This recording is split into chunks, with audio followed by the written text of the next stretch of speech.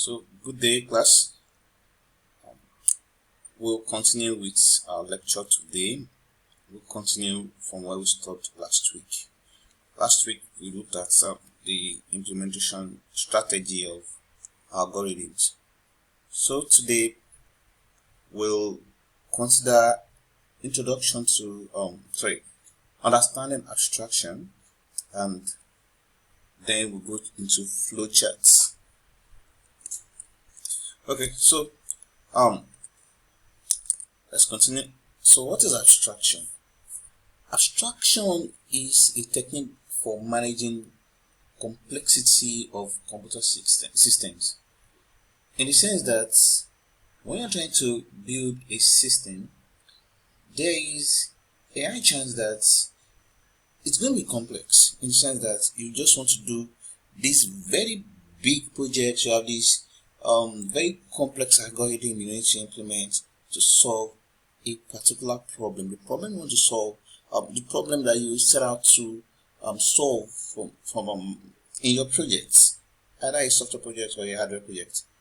Yes, of course, life in itself, real life scenarios could be quite complex. So it's so logical that the solutions to basic problems that needed to be solved using computer systems are also going to be quite complex. So abstraction works by establishing a level of complexity on which a person interacts with the system, suppressing the more complex details below the current level. So it works by taking down, simplifying a complex problem and abstracting out, taking it out of the complexity, just looking at the simple, straightforward solution to the problem that you want to solve.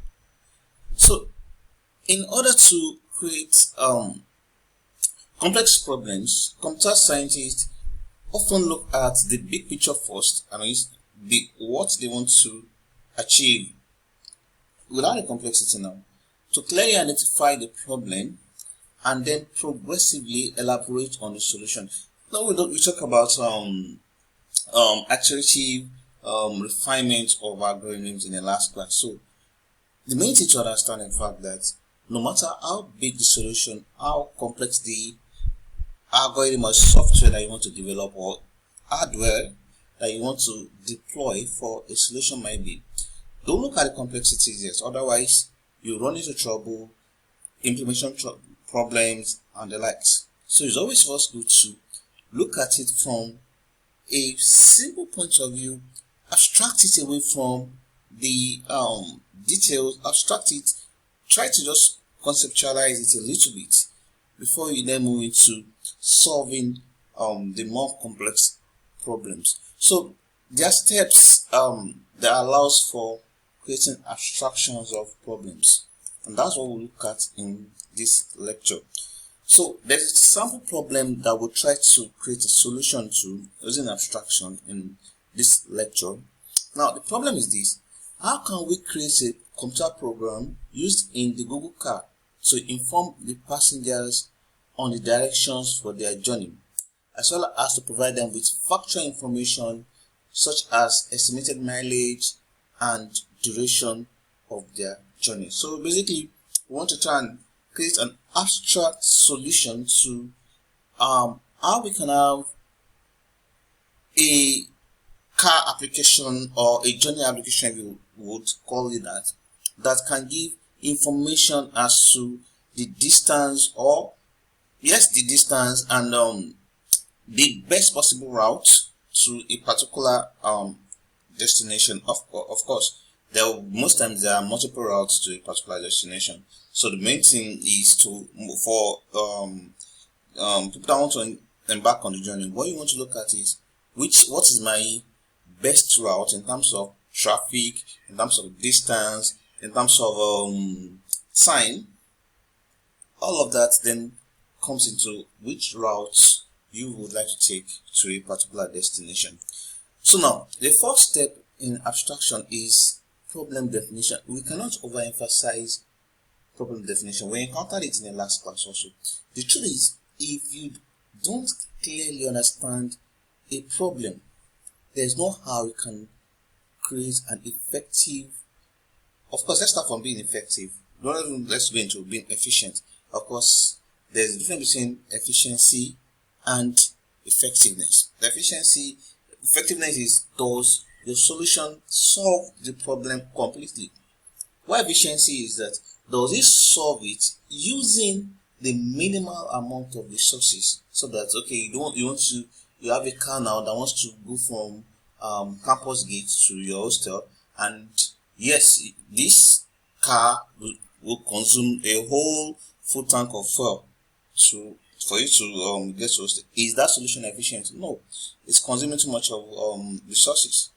Then again, effectiveness is, does it effectively convey you from gate to your hostel? If it only drops you at, let's say, let's assume you stay at in a new hostel or bus hostel. If the car can only take you from the campus gate to let's say the chapel, is that solution effective? No, because it didn't solve the problem totally. So there's a difference between the two. So now the point is, to understand the problem is the bedrock of solving the problem. Most times, even the problem is understanding the problem. You understand what I mean? Once a problem can be identified, it's only a matter of time, of course, with resources, for the solution to be actualized.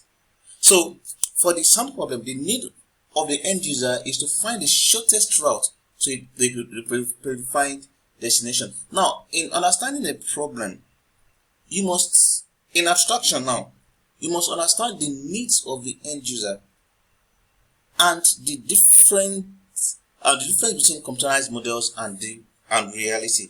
So now, the points to note now is that understanding the need, what exact needs in clear terms does the end user need?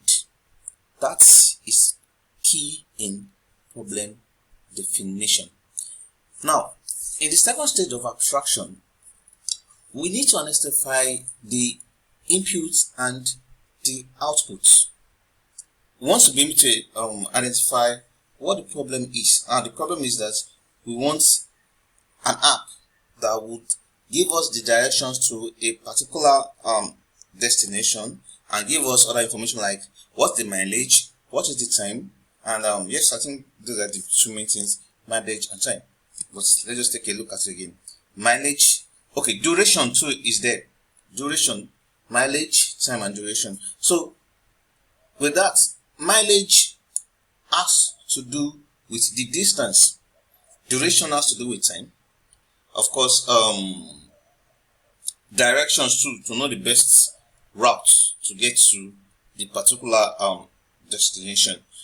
Then what about the inputs? What do we need as inputs? Inputs, of course, origin. First of all, you must know where are you. If you don't know where you are, then there's no how we can calculate the distance to where you're going. So it is so important to know where you are in this solution that we want to create. Then your destination. Now you must be able to provide the destination. Now there are various ways where you can provide destinations. The most non-technical way is to just look for a landmark. For example, like the example I gave to you now, from campus gate. Campus gate is a landmark. Your hostel, let's assume it's the boys' hostel now, is a landmark. There is an actual physical entity that we want to say yes, this is where I'm going. But more technically, distance in computer science you use GPS coordinates. But of course, nobody will expect you to know the GPS coordinates of every location on Earth. It's going to be chaotic. Even you can't know all the GPS coordinates on campus. Even in your house, you can't. If you want to know the GPS coordinates for your kitchen, for your sitting room, for your dining, it's going to be chaotic. So basically, all you want to say is for now is that we would want our users to be able to input a location, like a destination. Okay, where is where I am? Of course, the the user doesn't necessarily have to put in the origin by themselves, but the system should be able to automatically detect their current location. That is the origin, but the destination has to be put in by the users. So once we can identify the input and the output, then we can go to the next step to identify the main components of the problem. Main components, don't even worry about their processes right now. How do they even relate? Or just know, okay, for this application, we need to be able to find the shortest route. Now, don't forget that in calculating shortest route, that means that we have to know the different route to that location. But that is not stated here. All we want to know is that, okay, for me to be able to solve this problem, I need to find the shortest route to my destination. Then, after finding the shortest route, calculate the distance. Of course, there's no how you can even find the shortest route without calculating the distance, because you have to first calculate the distance of all the possible routes before you can then get the shortest route to that particular destination. Then we can calculate, after we got the shortest route, we can then calculate the duration. How long will it take us to get to this, or will it take the user from this origin to get to this destination?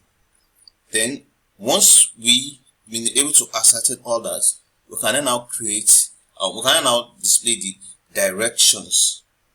We can now get the directions to the location. Then number 4 is to identify potential code usability. Of course, I know you guys are still in part 1. Not many of you, okay, well, some might be, but not. I would think not all of you are predisposed to programming yet. But obviously, by your training level, obviously by the time you get to 400 level, you'll have tried quite a few programming languages. But when you get there, just know that no matter what you want to write, no matter what you want to code, it has been done to an extent before. There are frameworks that have been made to solve that problem. There are existing codes. Now, if I want to program in Java now, well, okay, let me say Java. Let me say JavaScript. Yes, JavaScript will be better. And I want to have this full application in JavaScript, and I will need a lot of coding. I don't need to start finding just pure JavaScript code. I can just use some of the available JavaScript frameworks. Some of them include AngularJS, some of them include Vue.js, some of them, another one is React.js. So if I can get this, it kind of limits the work I will need to do. So first is to identify the libraries, then the function that you need to solve this particular problem. You don't even need to code it yet. Just know that, okay, I will need this, I will need that. Gather them together. Then classes and objects. Of course, once you get to classes and objects, you start programming anyway. So once you can gather all you need, I will need this, I will need that, I will need. Once you gather it together, then you are done with step 4. We'll continue in the next video.